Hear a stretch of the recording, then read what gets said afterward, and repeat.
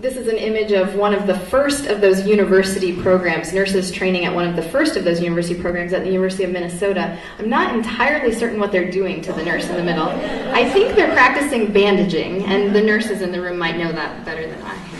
I have an image here of Linfield College nursing students, and they're taking a break here to enjoy a dance from the 1940s.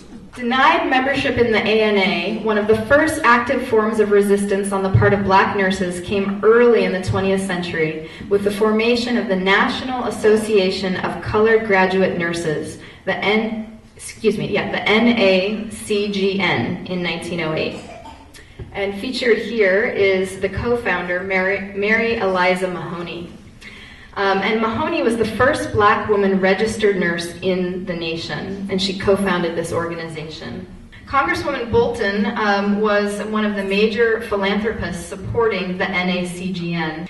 In order to qualify for Bolton funds, and there were many of them, nursing schools needed to drop their discriminatory practices against black women. When Oregonians voted in favor of statehood, they also voted in favor of a constitutional exclusion clause that would ban blacks from settling in the new free state.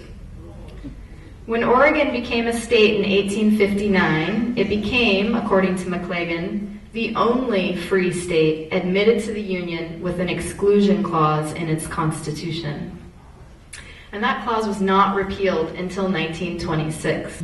In the 1970s, registered nurses in Oregon were 95% white. So, I think it's clear that when Trudy Rice graduated from the nursing program at Portland Community College in 1968 and began her nursing career, she was still an early pioneer.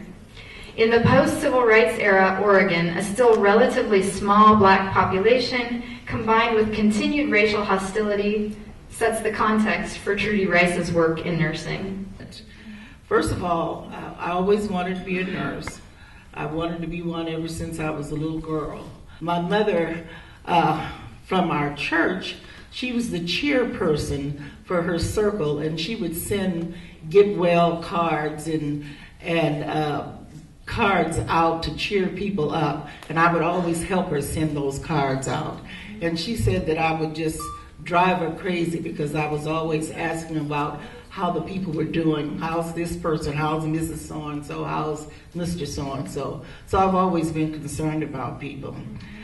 I got a chance, once I was out of high school, I had 3 kids, but I saw where there was a night school. Portland Community College had it for LPNs, licensed practical nurses. And so I got a chance to go to that school and weave with the kids. I graduated from the practical nursing program, and I started working at Holiday Park Hospital. I had my LPN license, and I was thrilled. I got my first paycheck, and I have that check stub. I kept it. I was going to keep the first $1, but I had to spend it. And I was making $1.68 an hour as an LPN. And that's pretty good. I found out that gas at that time was 31 cents a gallon, and stamps were only 5 cents. So that $1.68 looked like a big thing to me. I was very innocent. I thought that everything should be just perfect and wonderful. I took care of patients there, and I loved my patients. But I walked in a room one day, and a patient said to me, "I don't want you to touch me." And that was my first little hurt, my first feeling of real life, what life is really about. While I was there, the news came out about PCC, that Portland Community College was having a 2-year RN program. And I immediately checked that out. Of course, there were so many people signing up that I didn't think that I would get in. I think out of 250 applicants, they were going to take like 50, and so I ended up one of the 50. There were only 2 black RNs in the 2 black students in that class. I found myself being the health coordinator for early childhood education and Head Start. And it was a really busy job. It had lots of responsibilities. I was responsible for the physical, dental, nutrition, psychological components. They were all part of my responsibilities. I had to be sure that all the immunizations were updated, and allergy shots, along with checking for head lice and nosebleeds. Those were all common things. I also dealt with child abuse and with parental issues. I also worked every Tuesday and Thursday evening and every other Saturday at one of the local clinics.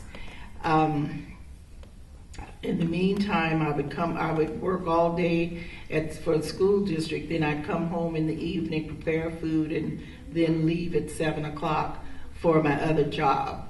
So I felt like it was important because I wanted to be sure that my children had all the things that they needed, and so I gladly accepted working another job. I also, at the same time, worked at Holiday Park still on every other weekend, every other Saturday and Sunday. The next week was my birthday, and I was asked to come to the break room for lunch, where a surprise was waiting.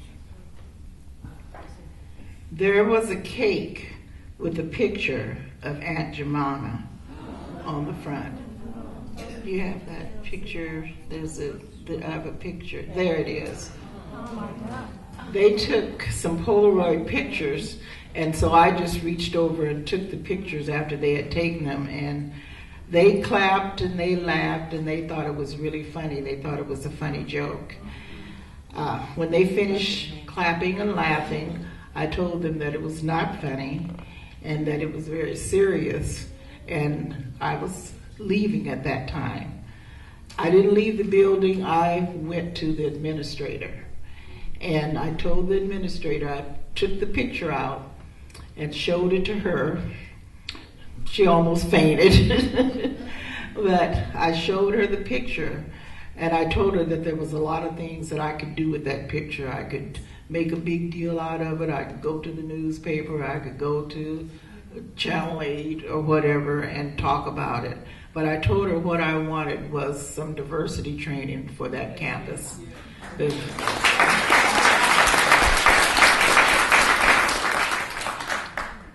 Within weeks, the entire campus took part in a professional training program.